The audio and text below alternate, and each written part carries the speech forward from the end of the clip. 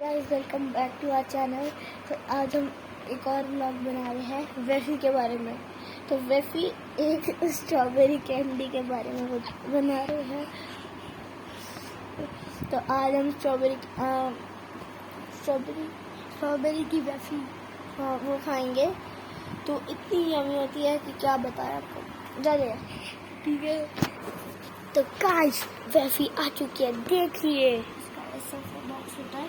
तो अब हम आपको दिखाते हैं इसके अंदर से कैसी होती है और हम बाहर से भी देखते हैं। ठीक है, देखिए दिखाना ये देखो गाइस।